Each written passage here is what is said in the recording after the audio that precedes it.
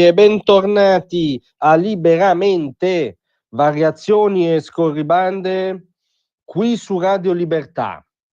Allora stamattina è grande scandalo presso i giornaloni e presso i buoni e i giusti su un atto inaccettabile di questo bieco governo reazionario e antiscientifico. La parola d'ordine di oggi è antiscientifico. Di cosa stiamo parlando? Del fatto che l'Italia si è astenuta insieme ad altri 10 stati, tra cui democrazie come Israele, si può ancora dire, tra parentesi, democrazie come Israele, ma a parte questa annotazione geopolitica, l'astensione dell'Italia sull'accordo pandemico globale voluto dall'Organizzazione Mondiale della Sanità. E oggi è veramente rivolta, si vanno a ripescare le virostar, no? Che erano diventati i guru dei tempi bui del Covid, no? Ogni sera c'erano virologi che in prima serata amputavano libertà costituzionali e facevano strame di secoli di riflessione di diritto e di filosofia politica, così proprio, senza nessun contraddittorio. Repubblica ovviamente rispolvera Roberto Burioni, no? La spalla di Fazio è stata a lungo la spalla di Burioni in quella stagione, comunque secondo il quale l'esecutivo cede ai Novax, cioè vede questa astensione dell'Italia in compagnia di altri stati come un atto Novax, quando il documento della delegazione italiana all'OMS non cita ovviamente minimamente la retorica Novax, ma cita di sfuggita anche i vaccini. Non sono i vaccini il baricentro del no italiano all'accordo pandemico, ma lo vedremo.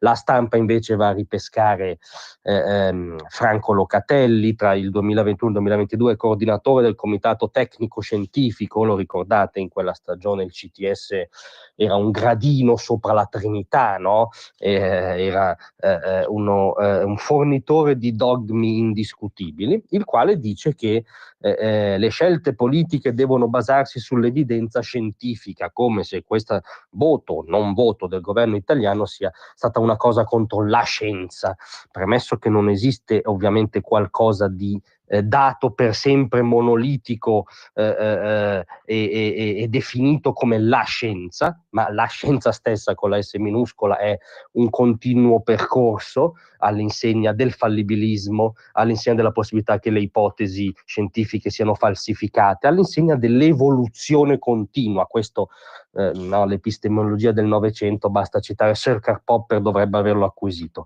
Ma anche qui non c'entra nulla la scienza, ovviamente, non è una scelta contro la scienza quella del governo italiano, perché tra le altre cose cosa prevede questo accordo che si declina in 35 articoli? Prevede tra l'altro l'adozione di un quadro giuridico vincolante per rispondere in modo coordinato alle pandemie.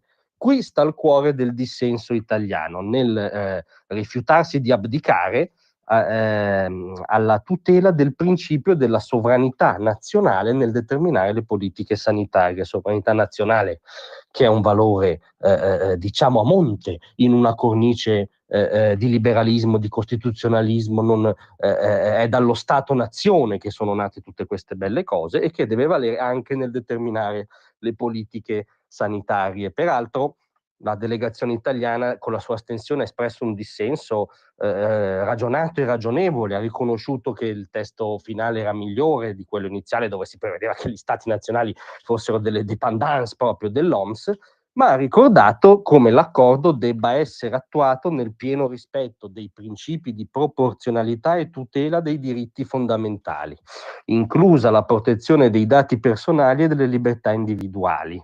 Cioè la posizione del nostro governo è: ci sono diritti che vanno compensati, equilibrati, tenuti in ugual conto quando si parla di diritto alla salute, per esempio il diritto alla libera iniziativa economica, al lavoro, al proprio sostentamento, no? Per dire alcune quisquiglie evidentemente a giudizio delle virostar, e poi c'è una gigantesca questione di tutela della libertà personale e fin della privacy. Questi sono no, i punti fondamentali di dissenso italiano.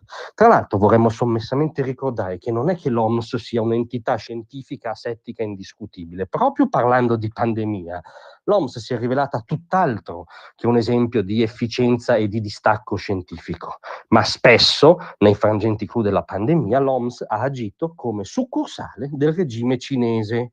Ricordiamo solo che a metà gennaio 2020, epidemia Covid ormai conclamata, l'OMS rilanciava ancora le approfondite indagini cinesi che non dimostrano la diffusione del virus tra umani. E intanto c'era la democratica Taiwan che diceva no, guardate che si diffonde tra umani, siamo in piena epidemia, e l'OMS censurava allegramente i report di Taiwan. A fine gennaio 2020 il presidente dell'OMS, il signor Ghebreyesus, si recava in pellegrinaggio a Pechino, come dire, da buon vassallo andava a omaggiare il compagno Xi, e assicurava che la Cina sta effettivamente definendo nuovi standard per la lotta alle epidemie.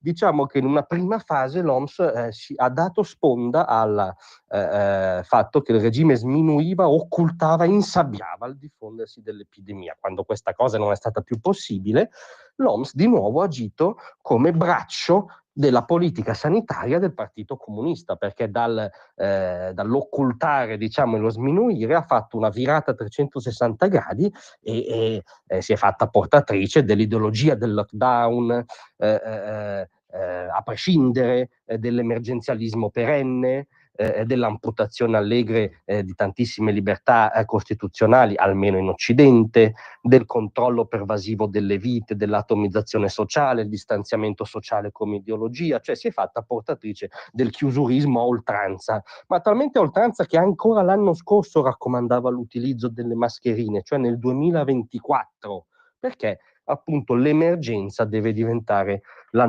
normalità. Questa è stata il comportamento durante la pandemia.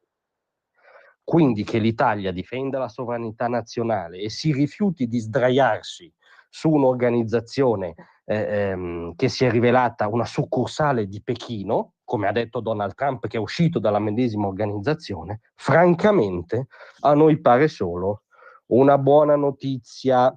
Grazie.